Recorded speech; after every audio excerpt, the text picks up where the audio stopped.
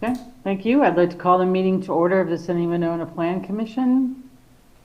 Would you call the roll? Chair Moore. Monday, May 13th, sorry. Chair Moore. Here. Alder DeFleur. Here. Here. Mr. Homburg. Here. Mr. Chapman. Here. Mr. Stein. Here. Mr. Grice. Here. Ms. Fallett and Ms. Fox are both excused. Thank you. Do I have a motion to approve the minutes from April 22nd? Motion to approve. Do I have a second? A second. I have a second. Any corrections, changes, additions? Hearing none, seeing none. All those in favor say aye. Aye. The minutes carry. I think we'll stick with the order of business as written. Do we have anyone here to make appearances at tonight's meeting that is not part, which is to say not part of a public hearing over an application that's before us tonight? Anybody here to present? Make an appearance? Yeah. Nobody in the room and everybody on Zoom is associated with an application. Okay, thank you, Doug.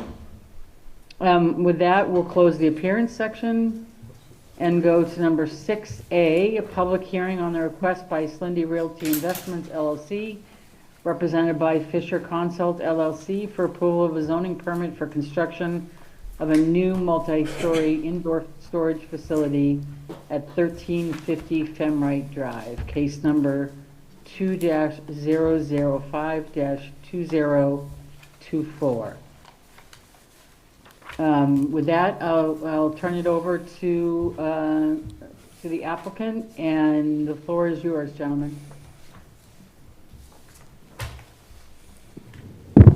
Good evening. My name is Brian Fisher with Fisher Consult LLC. Here before you tonight with the revised plans from when we were here about a month ago for a executive self-storage facility on Femrite Drive. And we took a lot of the advice that we had heard from our last meeting, public hearing, and I think that we've improved the plan. And again, everything else is really the same in terms of the use, the feasibility of the use in this location. So I think we're just here to answer any questions that you might have regarding the project. If you might, Doug, either you could share your screen or perhaps share the screen so that we can see what the new design, and our public can see what the new design looks like, given that they may not have been here for the first pre-hearing.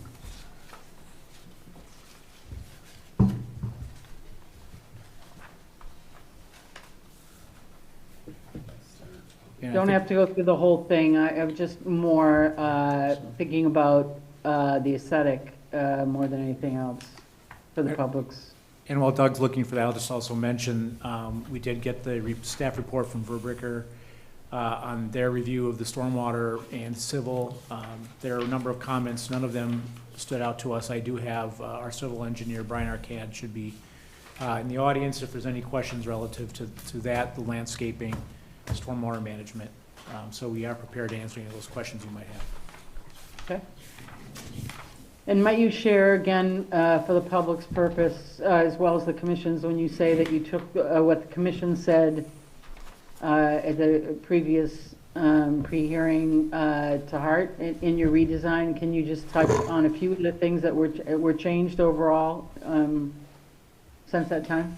Yes, absolutely. Thank you.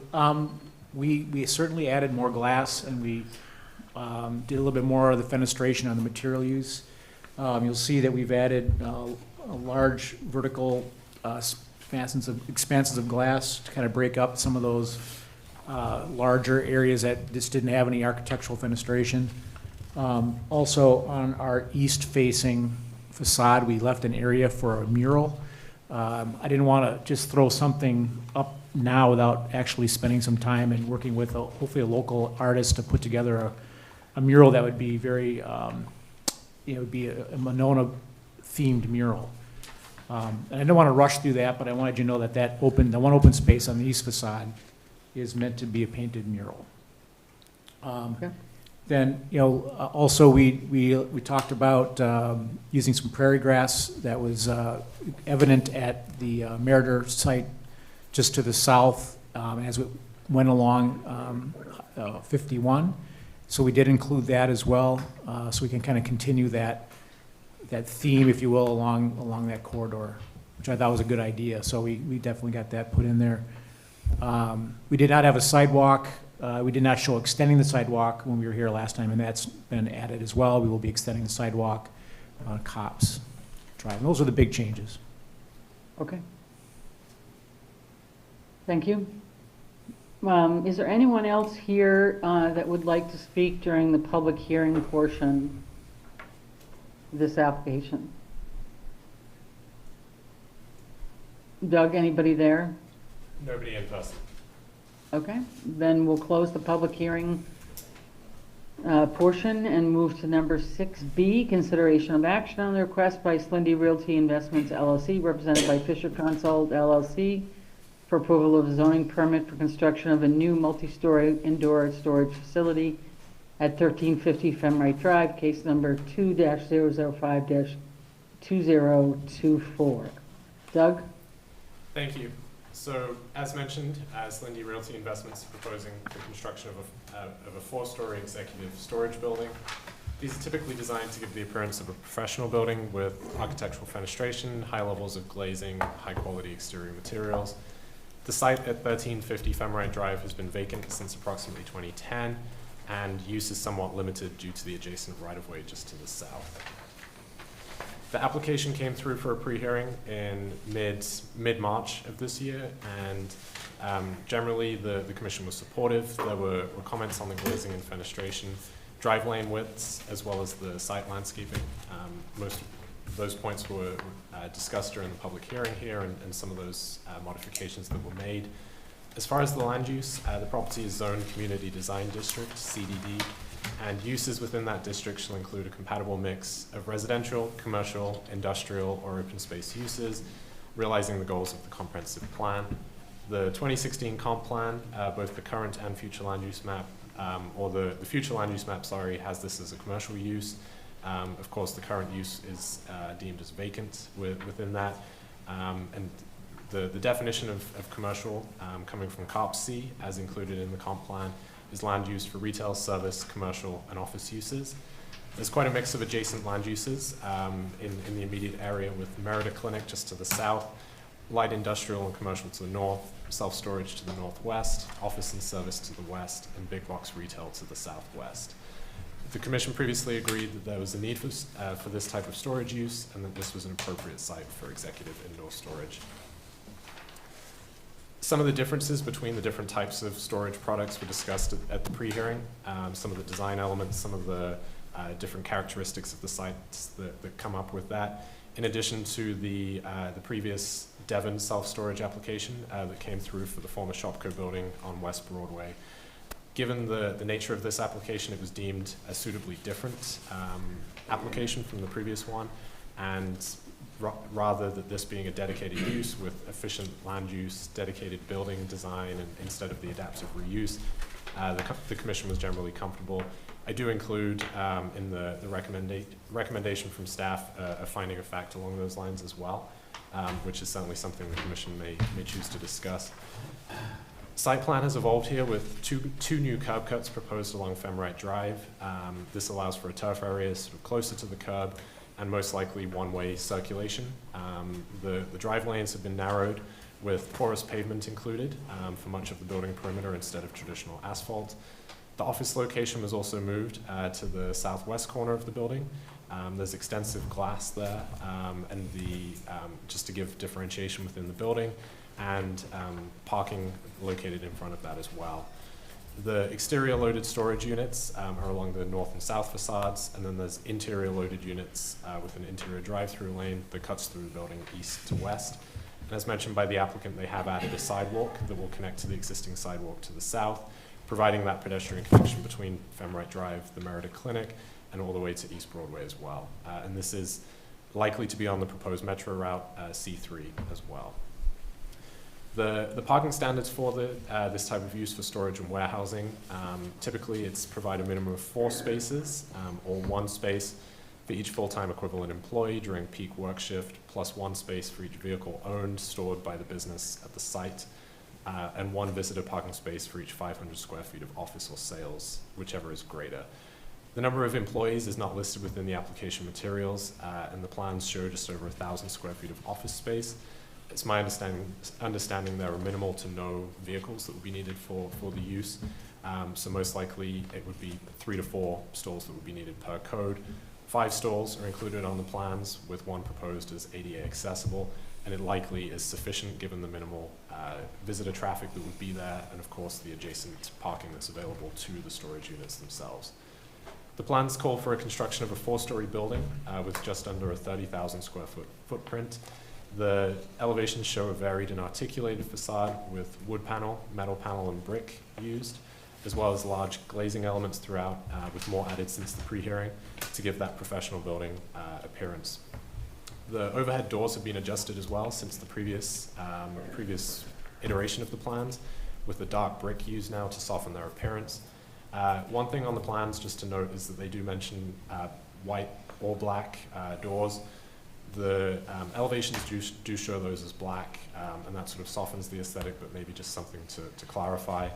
It does also show wall-mounted LED light fixtures on the building, but not within the photometric plan. And again, the colors of the building, of the architecture itself, have been adjusted slightly with some warmer colors used, with a little less of the white metal panel as well. The 4-story building will be 55 feet tall to the top of the roof, a 4-foot increase from the pre-hearing.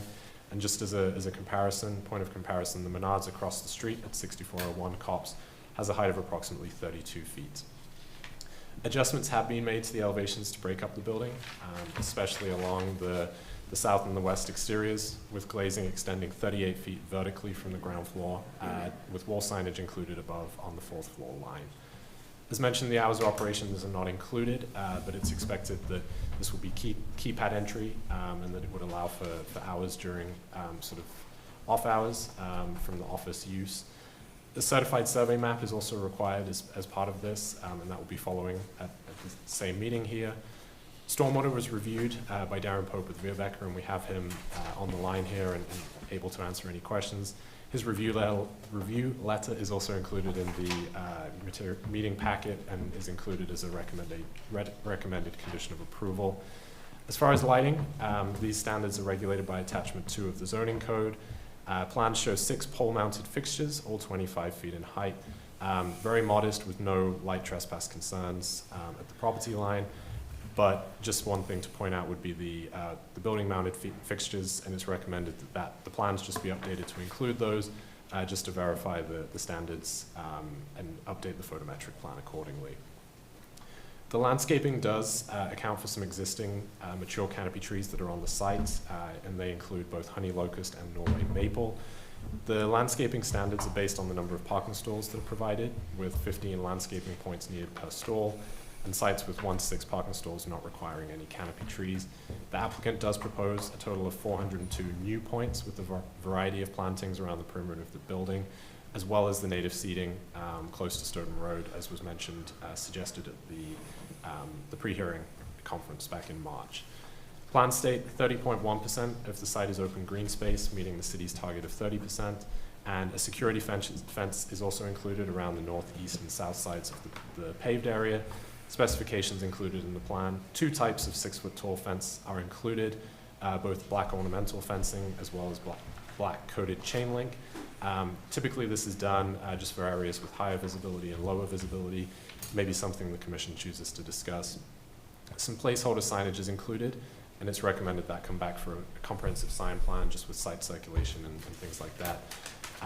Plans were shared with city department heads, and Public Works Director Stefani had a comment about maintenance of the proposed sidewalk, that it would be the responsibility of the applicant, and of course that the 2 curb cuts would require right-of-way permits, coordination with the department. With that, the recommendation from staff is approval with the finding of fact and conditions of approval as listed in the staff report. Thank you. Thank you, Doug. I do believe that Patrick, you're the only person to the left of Doug, so would you like to start us off? Sure. Based on the initial meeting that we had and the staff report, I really don't have anything to add other than what's in the staff report at this point. I think it's a good use for the spot. I mean, I would like to make sure that the green space is adequate and the plantings are, I'm gonna leave that up to Rob, but the adequate green space and buffer, and I mean, I think staff did a really good job of putting this summary together. Thank you. I think that takes us to Rob. Thank you. Yeah, I don't have a whole lot of comments based off of our last meeting and how you've addressed a lot of those. I do have a couple of questions or comments regarding the landscaping. I think it's great that you added the native seating.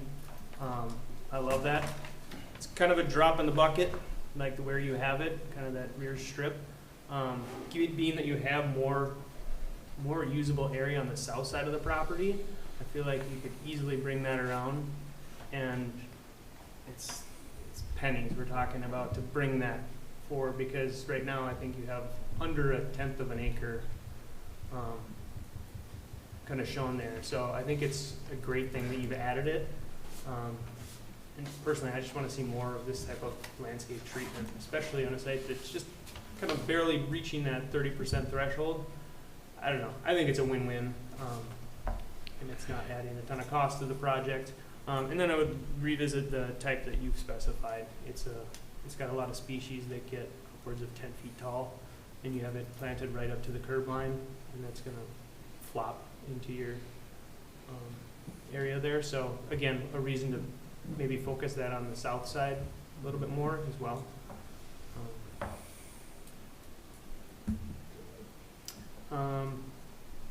Yeah, I think those are my major comments. Just really quick, if I could, would you want to see maybe large clumps of it with some manicured around it, or just from sidewalk to property line? No, the best treatment would be keeping as large of a single mass together. The more edge you have, the more edges you have, that's the more vulnerable places for invasive and weedy species to kind of creep in. And also looking at your seed mix right now, you have like a land restoration spec in there, which has a lot of good stuff in there, but I just think it's such a small area. Like if you can boost that up with more pollinator species and do a shorter mix, the seed nursery that you specified has lots of mixes, and they have like lower mixes, and then you can plant right up to the curb, to the property line, and it's going to be easier to manage and less weeds and maintenance. Thank you. Mm-hmm. Great, thank you. John, I believe you're next. Okay. I have three brief comments. The mural that was discussed, is that a requirement or a desire? Or is that just a? I'll address that. It's not a requirement that we're aware of. And it's something that we just thought might have some real appeal to Monona. When you come into Monona from the Beltline, there's the Monona entrance. And we just thought it was something, you say get rid of it, it's gone. But if you can. It's a free billboard. Yeah, that's exactly what we were thinking of. And that's the whole purpose of it. Art is in the eye of the beholder, right? So what you might like as a mural, he might not like. So I think we just have to be careful with murals. Yeah, would you like to we have see some it in come Monona back that I with- can see from Monona, but I think are actually in the city of Madison, that are quite unattractive, I'll say. I couldn't agree So, more. and it's a maintenance thing, right? Yeah. So just asked if it was a requirement. The porous pavement, I feel, in our climate, that's a challenge sometimes in the winter, plowing it and things like that, so just keep that in mind. But that was probably a requirement, or, It was a need. okay, Yeah. is a need. And then, I guess my last comment is this reference to a professional building appearance. As an architect, I struggle with architects that design buildings to look like something that they're not. And so, you know, I wouldn't want to design a parking structure that doesn't look like I can put my car in it, and this is a storage facility. I'm not sure why we're going to all this effort to make it look like maybe not a storage building. There's additional cost, there's all these materials, different heights. It's a storage building, right? No, we do appreciate that, but, you know, it's, you know, having worked on these all over the country, you know, oftentimes that is a barrier of approval with municipalities when we make it look like a storage facility, even when it's multi-story. Yep. So, yeah, I mean, there are Just giving you my opinion, that's all. Yeah, no, I I'm know, not there gonna is say I'm glass, and against it. you'll see some, you know, you'll see that, you'll know it's a storage facility. Okay, that's all. It just won't be nice looking. Okay. I'm a fan of public art. I agree that, you know, it's a highly subjective thing, so if there was a way to, you know, kind of be involved, either some level of community involvement or some level of review again, as it relates to that, I think it's, I give it the benefit of the doubt that it stands a better chance of being a value add. On the west elevation of the building, there's quite a sight line coming down Femrite. For the work that you're doing to activate the south side and the work you've already done on the west side, just that top portion of the building, I don't know what options you might consider architecturally, but just when I was looking at it in, you know, the daylight, it just, it's just, I know you've done a lot with the glass, but it's somewhat plain on that very top elevation. But again, subjective things, it being in the eye of the beholder. That's, yeah, I think that other than that, it looks like a great building. Okay. Thank you. Oops. Chris? Well, I have a few things. I agree with staff, and we talked about before, the garage doors need to be painted to match that masonry that's adjacent to them. And we talked about that, so they're not obvious. So I would anticipate that as a condition of approval. I think there needs to be more landscaping. I mean, I know it's based on our parking standards, but we've got a 30,000 square foot building, which typically would have 100 parking stalls, and we've got 5 parking stalls, so it's hard to base landscaping on the 5 stalls because of the use change. I think when I look at it, it looks like there's just not enough for a building of that size. I'd like you to comment back on that when you can. As far as the permeable pavement, I went through and your engineer's on here, correct? I went through the report, I probably missed it, but do you have anything in there for protection of that pavement until the landscape's established? Meaning, this is Brian Harkamp with Snyder and Associates. Ryan, do you have any, do you have I anything? mean, I guess I'm not aware of anything in the DNR technical standard. That I didn't, well, Do you have an example of what you're talking about, I guess? actually, it is in the technical standard, but what I'm talking about is you have a substantial investment, it's your water quality improvement. What happens a lot of times is, as the project's getting finished, a landscape will come up, not knowing better, and dump a little topsoil on it, which completely plugs it up and costs you money. A lot of times the storage layer will be put in before the rest of the project's finished, and then it gets used during construction. It gets just silted right up, and in fact, at the end, then you don't really have a storage layer that will infiltrate. So the thing with permeable is you need to protect the storage layer and the pavement itself until everything's established. And I just didn't see anything in there about it, but it's critical to you, because if it gets plugged, you have a agreement with the city that you'll keep it functional. So that's the biggest negative to the permeable, is just getting it established. And then you have a couple major landscape areas just to the north of the south stuff. okay? And what does plug it up is grass clippings and leaves and stuff, so it's just when you're doing your maintenance, make sure your people know enough not to wash everything down on the permeable. It's I'll put in review well the, because, Tech standard and make, I'm sorry? sorry. I'll review the tech standard, and like I said, I didn't say it wasn't in there, I just wasn't aware. Yeah. So we'll make sure we beef up our notes on the erosion control, and, you know, maybe add some more in our construction scheduling and Yeah. staging. You might want it more in your construction statement, because a lot of people aren't familiar with permeable. They'll see it and they won't understand what it is, and they'll abuse it, not meaning to abuse it, but they'll plug it right up.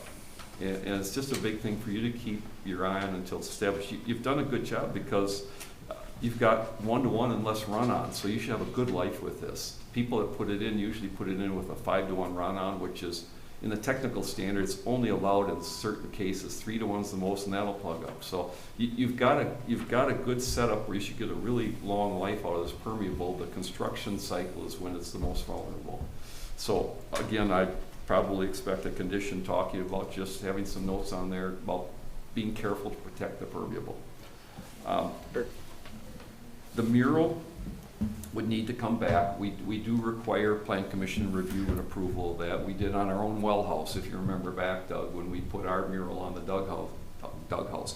The well house, Doug brought it back to Plan Commission for review. And it's because it's like signage, but it's different. It's one of those odd things. Where does it go? Just like everybody was talking about, do we need a mural? Do we not? And so the Plan Commission's a little careful to make sure that it's appropriate for the area and the commission. I think, number one, let me back up. You did do a great job responding to a lot of the comments from before. Okay, it's much improved building. To me, the north side is still a little plain versus the west side. If you look at the north side, there's 40 feet, 45 feet of siding that must be 80 feet wide. That's just plain as can be.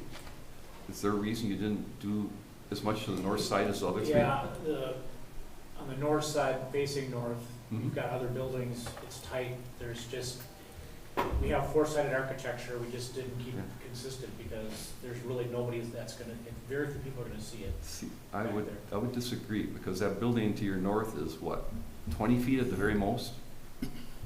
As you are southbound on 51, you'll have a great view of this building. There's quite a bit of tree line there, though. Junky trees, Yeah, and yeah. you can't do architecture based on some junky fence line trees staying forever.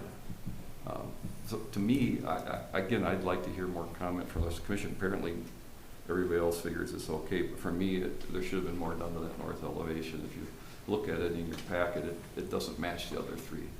It just doesn't. And then the last question would be on the fencing. Why did you decide to go to chain link on the north and the other fencing everywhere else again? Well, again, it's not mission critical, but when I've done these many times in the past, again, the building to the north is fairly tight to the property line. And so I chose to wrap the decorative fence on the north side about 50 feet back, then I Okay. went to the Alright. black coating, and I picked it up again when I got to Okay, Cobb's. and that building will hide it, Yeah, because it is tall enough to hide the fence. yeah, that is true. Okay. All right. I guess before we have any motions or anything, I'd like to hear more back from the rest of the commission on the landscaping. I mean, again, there's not a lot of landscaping on this site in the north elevation. I'm happy to comment, if that's all right. I was hoping. Yeah, I think there's room to add to the landscaping. I don't see the need for a lot of foundation plantings in this situation, but I think the addition of canopy trees has benefits outside of just aesthetics. And as far as landscaping goes, if that native seeding wraps around and fills in more of that south, that's more benefit than foundation planting to me. Especially for the taller stuff, is like you were talking, like we have spec now, we have some of the taller stuff on the south side of it. We give a nice. Are you talking about the trees or the seeding? The seeding. Yes, yeah, I mean, if you do, again, look at that stuff you specified, because it literally gets 8 to 10 feet tall, and I think that's a little out of place. for this use. But you can find a mix that's gonna have a lot of those same things. It's gonna have more forbs, more pollinator habit. It's not gonna be a huge cost thing. It's just not a big area. It's gonna be less maintenance for you. It's probably gonna be better in the long run for the porous pavement because you're not gonna be mowing it once a week and shooting grass clippings at it. I think it's a win, and if you did that, like, I'd be really happy with this landscaping treatment.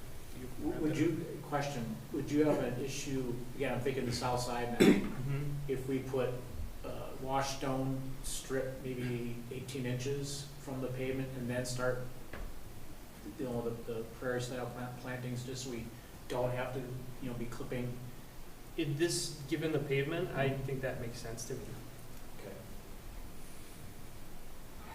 Duly noted, thank you. I'd overlooked the north side because I wasn't thinking that, about the total elevation of the building. I was thinking that, you know, because of the buildings being tight, but I think you make a fair point about the total height, overall height of the building. It's 35 feet or more above the adjacent building. Anybody else have a comment on either the landscaping or, again, the north side? I have a question. As it pertains to this mural, we felt that it may have merit and benefit to the city, but I also couldn't agree more. I mean, one person's view of that art is another person's poison, so, you know, it is a touchy spot. And, you know, I don't want to get hung up on that issue. I mean, we thought it had merit, but, you know, there again, does it? If I could answer that, the condition would be that the mural has to come back to the plan commission. You may never come back. It wouldn't hang up your project. I know where you're going with this. It doesn't hang up the project. All it says is when and if you choose to put a mural on there, we would need to look at and approve it. Just like when and if you put signage on, we need to approve it. So if you're looking at hanging up your project, it's not a hang up. That where you're going? Partially. Yeah. You know, I mean, if it got, And that gives you time to think about it if that's what you really Oh, want to yeah. put on your building. yeah. Personally, I wouldn't have it as any sort of condition of approval. I think if it's something you want to explore. I think since a mural shown, we have to say that the mural, just like we say signage has to come back for approval, Yeah. mural has to come back for approval. Sure. Yeah. Since it's shown on the plans, we have to address it. Like you said, that doesn't affect him from proceeding. No, no. Yeah. Nor does the signage requirement Yep. keep you from building. Understood. Thanks. Any other comments on, again, on the items that we seem to be focused on, the north side, the landscaping? Doug, can you just put up the elevations again and then put up the north side compared to the other three?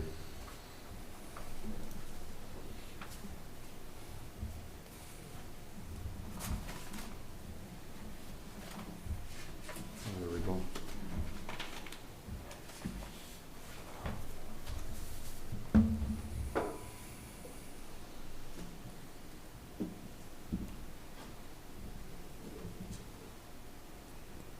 Okay.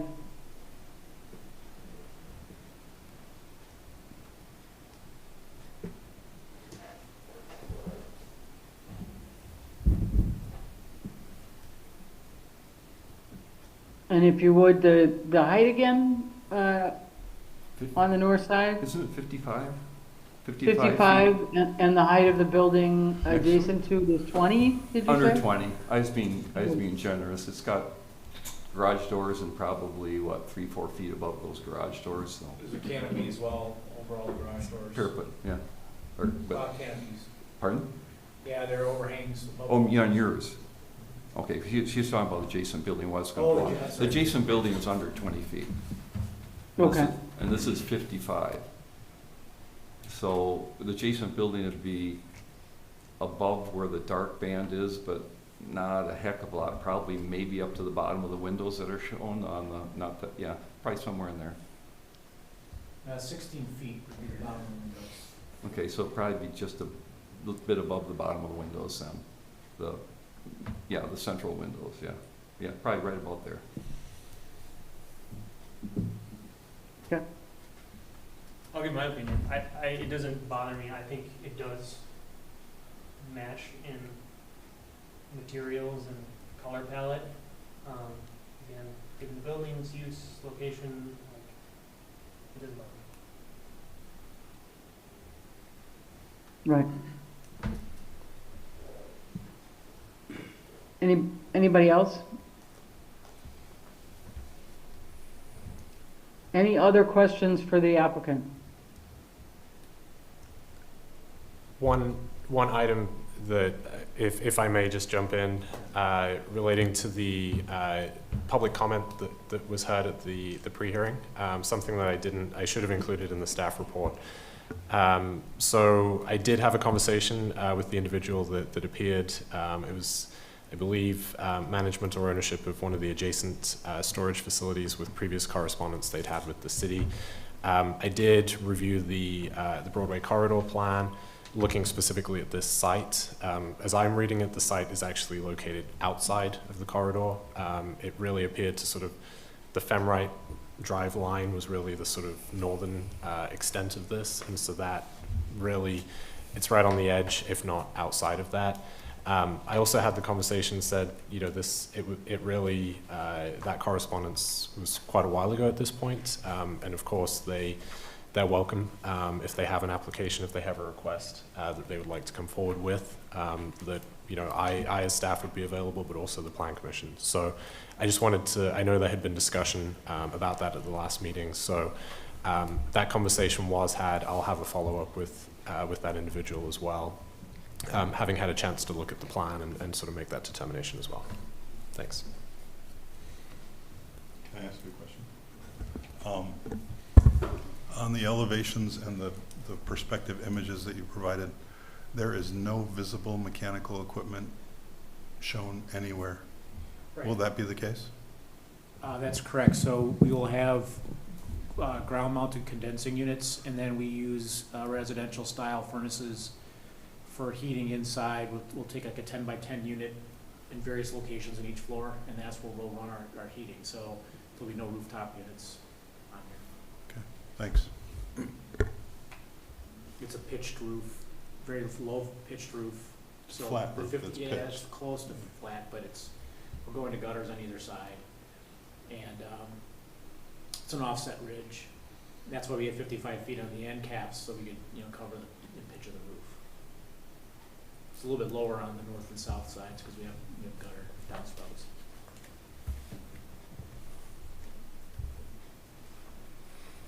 Okay.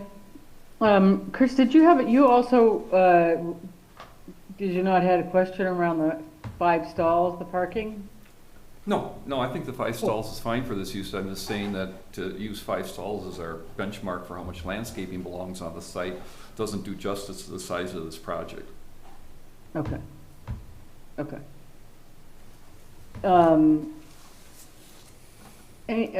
With that, if unless anybody has any other comments or questions, I'm happy to entertain. So just for clarity, you're pitching the roof to the exterior? There are no internal drains? To the north and to the south, correct. And then there'll be gutters with downspouts? The downspouts go 55 feet?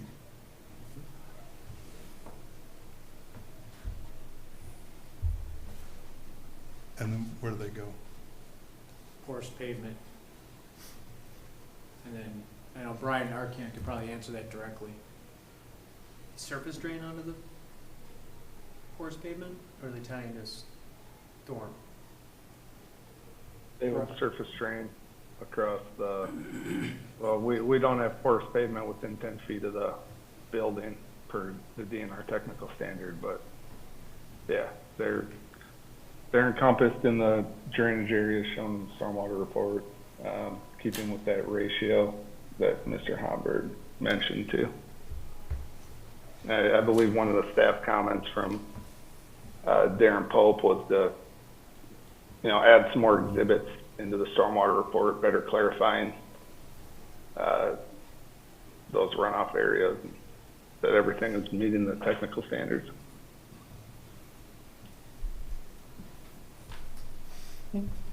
Thank you, Brian. Chris Holmberg has his hand raised. Question on that.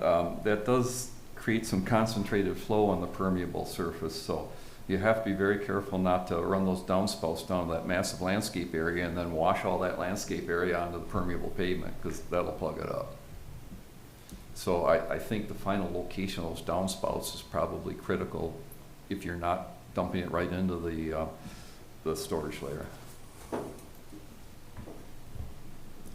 Noted. Yeah, I believe, talking with Brian Fisher, the downspouts were gonna be, mainly on the north and south sides of the building, going directly onto pavement, not across landscape surface first.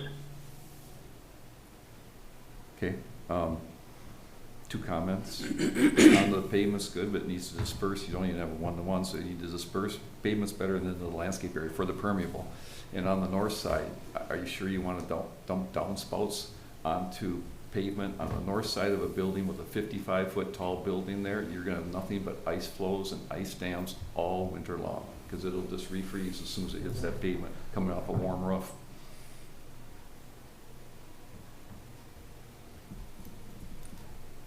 Yeah, that's a good point. I mean, we can look at tying it directly into the storage space. Yeah, you're gonna struggle with that on the north side. Yeah, we'll work with, as we work with comments from the engineering, Brian and I will work with a good solution for that. That solution would be to save your owners money on de-icing, because I see a lot of people nodding their heads. John, I'm sure you've seen it in a lot of places. You get the north side of a tall building, you dump warm water on it, it refreezes, and you have a double time all winter with it. Yeah, why no internal downspouts? Good catch. I took that for granted. I was assuming that it was just gonna be, internal drains. Yeah, we just chose not to do a flat roof with interior drains. Okay. Yep, we wanted a roof that was gonna last longer.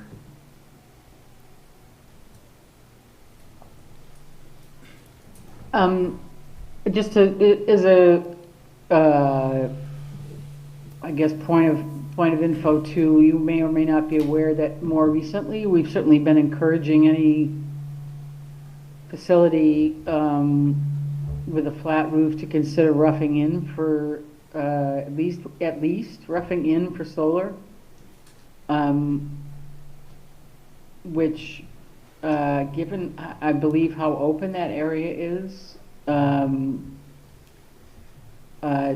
the south, you probably would get some good sun and be able to, and with the tax implications to the positive as it relates to installing solar, I bet it would pay for itself in no time. We can look at it. Yeah, we could take a look at it. I've just found over many years of doing this, especially in self-storage, it's never paid off. So, there's been talk about more incentives for solar. I'd love, if that happens, great, but I just haven't found yet a formula that works. Yeah, well, the incentives are there because they just increased from what it was down, I mean, from a tax standpoint, the incentives increased significantly with the Inflation Reduction Act. And so I think it's something like it's 30% and rising, and I think that's also true with the materials. So anyway, and again, I'm not saying that you should do solar, but we are, as I said, we are recommending that at the very least you could rough in for it, because roughing in for it would cost very little, and I think you'd find it advantageous. I will, with that, I'm more than happy, unless there's other questions from the commission, be happy to entertain a motion. I'll move approval of finding fact as written by staff, conditions 1 through 9 as written by staff, Condition 10, that the garage doors shall be painted to match the adjacent masonry. Condition 11, that revised landscaping plan be brought back to staff for final approval. Condition 12, that there's notes on the plan and in their action scheme, or whatever you want to call it, their construction, that there's protection of the permeable pavement and the storage layer until establishment of vegetation.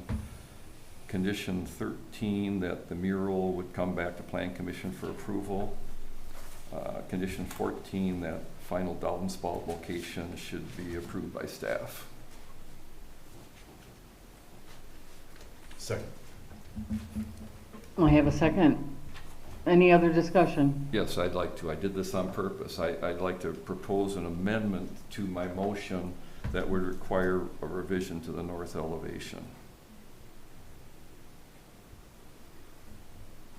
Okay, do I have a second on the amendment? I would second that. Okay, I have a second I on the did amendment. this because I never got a temperature of the commission, so that way it can stand alone. Yep. Any other discussion on the amendment?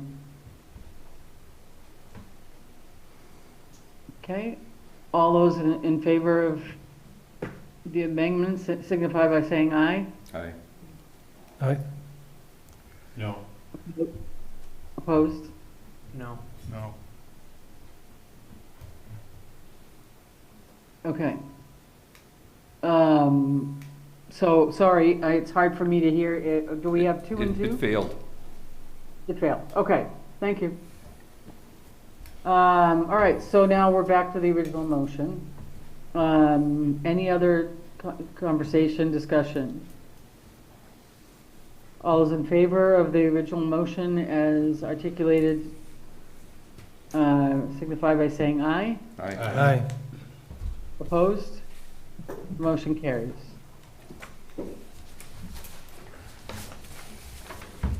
Congratulations, gents. With that, we will move to number 7A.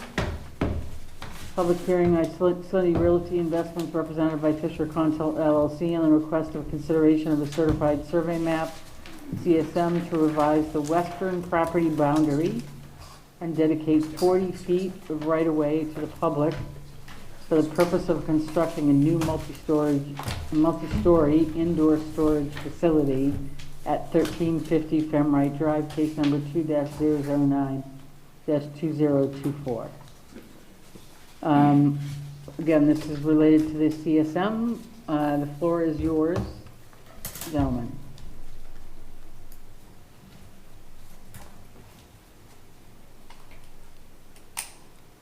Are you there? Yeah, I mean, Guys, if I you're can talk asking, on this one if you want. yeah, if you're asking staff, I mean, Brian Arcan can answer most of it, but we had discovered while, doing our due diligence that the property line was being shown in the middle of Cops. So this cleaned it up to get it back where it's consistent with all the other properties. And I'll let Brian take any other questions. Brian Arcan. Brian, is there anything you want to say to this before we move from the public hearing to the pre-hearing conference? We did bring this to the Public Works Committee, unanimous approval. The one question that came up was whether this made it consistent with the existing right-of-way widths on Cobb's south and north of this project, and staff confirms that it does. Okay, thank you. Anything else in this public hearing portion for the CSM?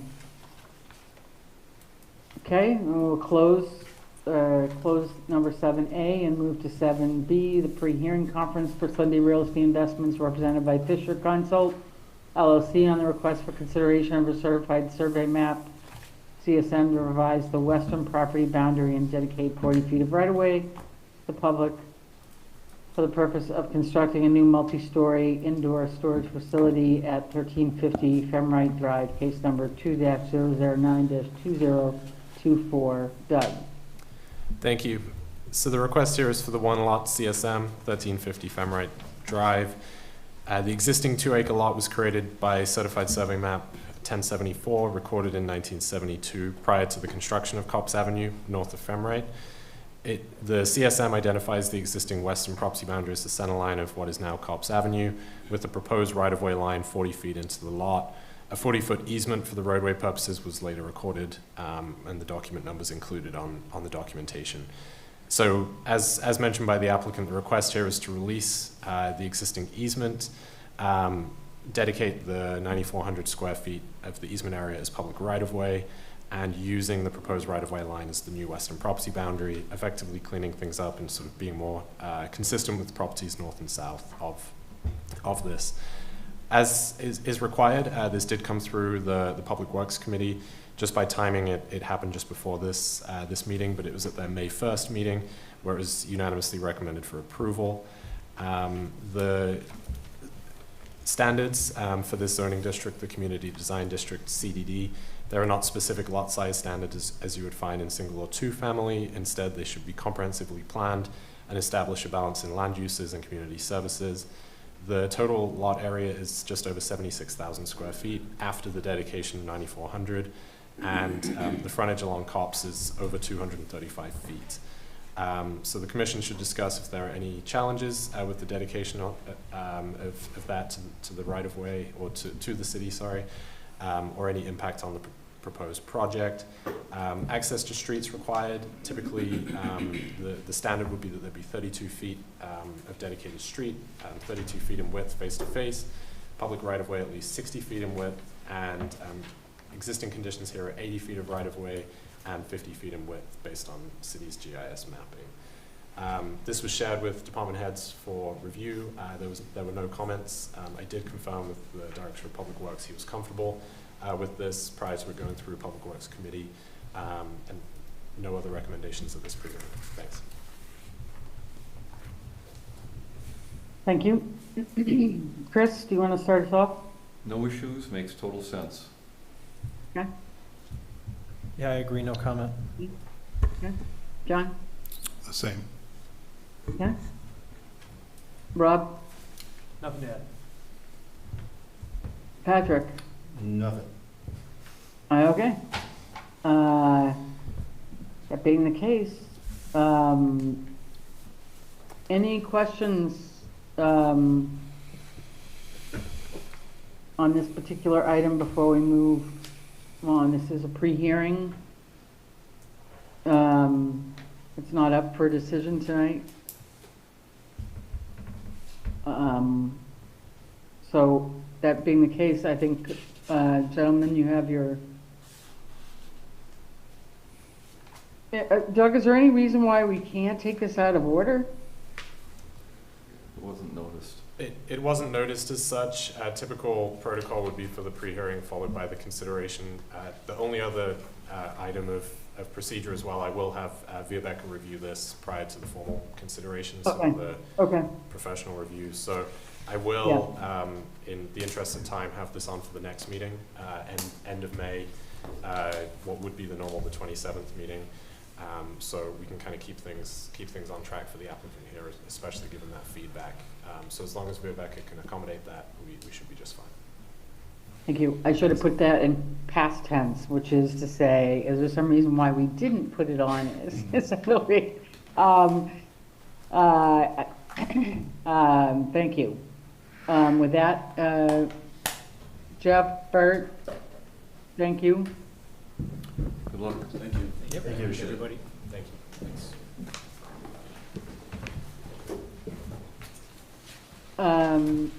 With that, we'll move to number 7C, public hearing on the request by Papa John's International, Inc., represented by Linco Consulting for approval of a zoning permit for new use at 6514 Monona Drive, case number 2-010-2024. Welcome. Thank you. Thank you for your patience. Of course. I've been to many of these, and this is actually not the worst one. Sometimes you're like 8th in line, and it's like 4 hours later. Oh, we can delay Can it. we put that in the minutes that we're not the worst? Yeah, well, welcome to the meeting. This is your public hearing, so feel free to present to the group what you would like to present.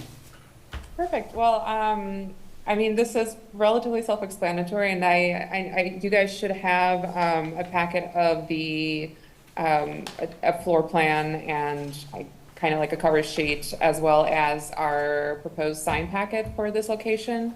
So, I mean, in a nutshell, this is a relatively standard tenant fit out of an existing commercial space. I believe the previous tenant was GNC. So we would just, in terms of any exterior work, we would only just be applying for a sign permit for Papa John signs. And considering it's also more or less in the same color scheme as GNC, like I don't see any major issues there in terms of the, yeah, I guess in terms of the signage changes. But the rest of the work is going to be interior, and this is going to be just a pizza delivery and carry out only, so there won't be any seating on site, there won't be any service on site. So yeah, I mean, if you guys have any questions, I'm here to answer those, because it's kind of, you know, presenting Papa John's is pretty self-evident, more or less. Okay. Well, thank you. Again, thank you for being here. Is there anyone else here to speak on this particular application during the public hearing portion? Nobody here in person. Okay, thank you. Then we'll close the public hearing. And we will move to consideration of action on request by Papa John's International Inc., represented by Nunco Consulting Inc., for approval of a zoning permit for new use at 6514 Monona Drive, case number 2-010-2024. Doug? Thank you. So the request this evening is a zoning permit application for a new pizza restaurant to be located at 6514 Monona Drive. This is building A of the Pier 37 developments. It will be only carry out and delivery with no dine-in option. This was most recently occupied by GNC, a health and nutrition retailer, has been vacant for more than 6 months, as well as sort of a significant enough change in use that necessitates the zoning permit review. The applicant expects to employ 40 part-time staff members with 10 to 12 working per shift, and expects to serve an average of 250 pizzas a day, utilizing 2 to 3 delivery vehicles. And the applicant proposes interior build-out to convert the space from retail use to carry out restaurant use. The zoning for this is Community Design District, CDD, and both the current and future land use maps outline this section of the city as commercial use. The proposed restaurant use aligns with the comprehensive plan vision for the site and adjacent users.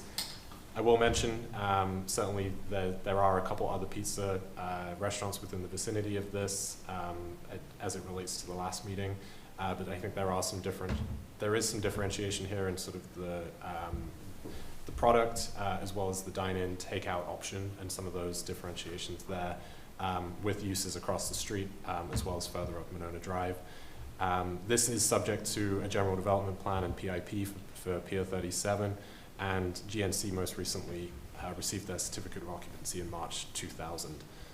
The parking, the zoning code requires 1 stall per 25 square feet of gross floor area when no design layout is available, and at just over 1,600 square feet, this would necessitate 64 parking stalls. As the restaurant does not have a dine-in service, staff anticipates this functioning more as a retail and service use, which would be 1 parking stall for each 300 square feet of gross floor area, necessitating 6 parking stalls. That being said, 40 part-time staff members would be employed with 10 to 12 per shift. There was discussion with the applicant about the delivery parking, customer pickup, DoorDash, those types of services as well. The lease does not include dedicated parking stalls for the business. There's no plan for any signed stalls or anything like that for pickup. There are approximately 72 stalls in this portion of Pier 37 around Building A, including 6 accessible stalls shared between the tenants, and there is additional parking available throughout Pier 37. Perpetual reciprocal easement agreement between all property owners within Pier 37 does allow for parking to be shared, and it allows for employees to be required to park further away from the buildings as well, which is something the Commission may choose to discuss in way of alleviating some of the potential concerns about the parking availability here, especially during peak times of the day. There is a there are building modifications planned for the interior build out, plumbing, electrical, mechanical improvements. Customer entrance would be on the building's west side, with service and deliveries on the east side. No exterior modifications proposed beyond the signage. We'll mention, as far as the signage, there is a comprehensive sign plan there, and staff believes that can be approved administratively, and so that would take place after any zoning permit action. Hours of operation would be Sunday to Thursday, 10 a.m. to 11 p.m., Friday to Saturday, 10 a.m. to midnight. No changes planned to the landscaping, and it appeared in good condition during a staff visit. And the trash and deliveries would all be handled. The trash would be handled with the building A tenants, and delivery would be from the east side, sort of the back side of the building as well. 2 product deliveries expected weekly. Finally, the plans were shared with department heads for review and comment. Public Works Director asked the applicant to install an accessible grease trap that can be inspected from time to time because of the change to the restaurant use, and that's included as a suggested condition. With that, staff recommends approval with the finding of fact and conditions as listed in the staff report. Thanks. Thank you, Doug. Rob, do you want to start this one? Sure. I have no issues with the use. I think it's appropriate. The parking is the only thing that I would have concerns with, but I'm not even sure if that's a big concern. So no other comments. Okay. John? I have a question regarding the mechanical equipment needed to service this tenant. Will that be rooftop? Will it be visible? Yes. It'll be rooftop, but there's a relatively high pitched parapet around the roof, which currently hides all of the existing units. So we would just be replacing the existing one with a new one. So it will not be visible from? No, it will not be street. visible. Okay, thank you. Mm-hmm. Anything else, John? No, thanks. Okay. Brendan? No, I don't have a comment. I know that parking over at that building is already pretty challenging as is. So I don't know what the parking was like in terms of the approvals with the GNC, but I could see parking being an issue, especially at peak times, and especially when you've got, delivery vehicles, et cetera. This would now be a fourth restaurant in that block. So plus the UPS, so they all hit peak at the same time. I don't know what options we have. I think it's an appropriate use for the space. I think it's an appropriate tenant for the space, and I also share the comment that we've got other pizzerias that are in the vicinity, but I don't think this is a duplicative thing, but I do think that parking is a concern. That predates even this tenant being there. I think that there's already an established parking concern that Right. this might further contribute to. Right. Chris? Fine with the use. Remind me, isn't this just a relocation of a use from right across the road? No, that's Papa Murphy's. Oh, that's a different one. I Sorry. had the same thing. I had to check myself. Papa Murphy's is across the street. This is Papa John's. Mixed metaphors. Okay. Yeah, the biggest thing is the parking. I guess I think staff's written a good condition for that, which really puts the onus on this use that if it becomes an issue in the center, we can come back based on the zoning permit. And I would just ask the applicant to make sure that message gets down to the operator, because it's really easy for the operator to require all these employees to park to the south where it's not right in front of this building. And if they do that, I think there's enough room here. But that would be across that main circulation road that's in there, parked to the south of that. And I think just to get a strong message to them that they need to do that. Okay. And I'm glad that it's on the west side, because my experience is the east side of this building is much tougher to park on than the west side. You've got ups, you've got Noodles and Company, Mhm. you've got some really high users there, so being on this side, I think, helps you out quite a bit, as long as you can control the employees, and that's really up to the operator. Mm-hmm. I will definitely pass all that information over to them. Okay, Okay, thanks. Patrick? Patrick? Nothing to add.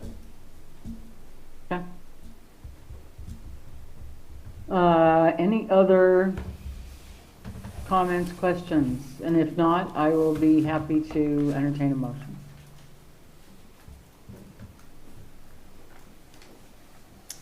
I would move to approve with the recommendations by staff and the findings of fact and conditions of approval. Second.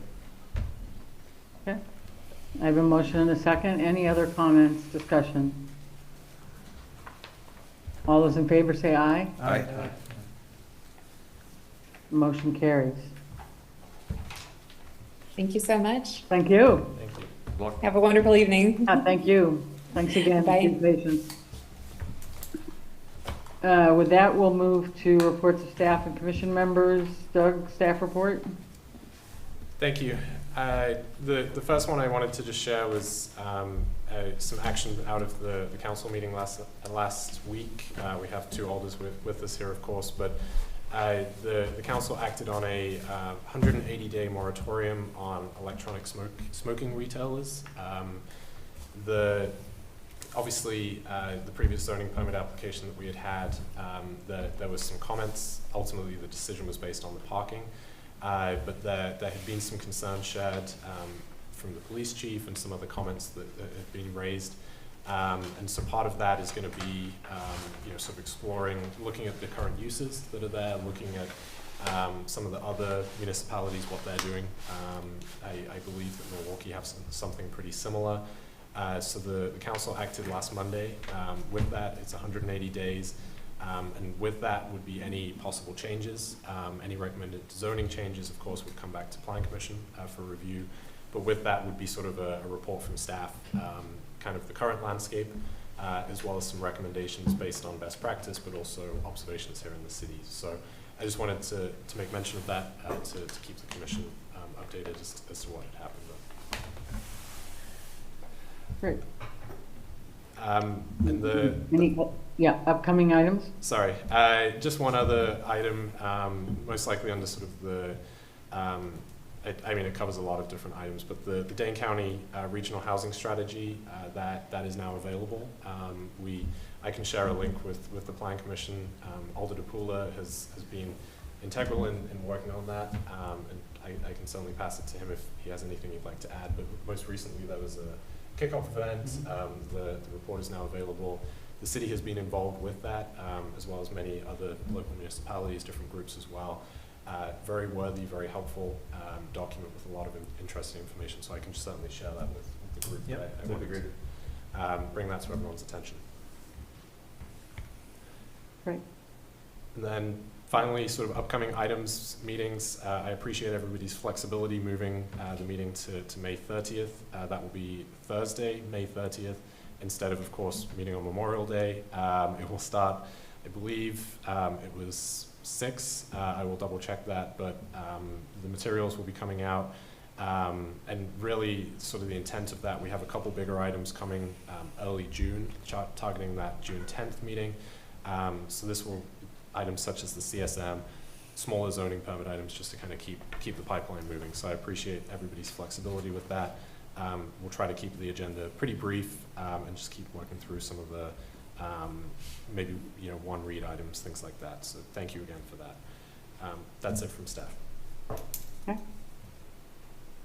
Any Plan Commission requests for information from city staff? And while it was so leftover, was not intentional, any updates or discussion on diversity, equity, inclusion, or sustainability? Nothing else from staff. Okay, great. Terrific. With that, I would be happy to entertain a motion to adjourn. I move to adjourn. Do I have a second? All those in favor say aye. Aye. we are adjourned. Thank you. Thank you.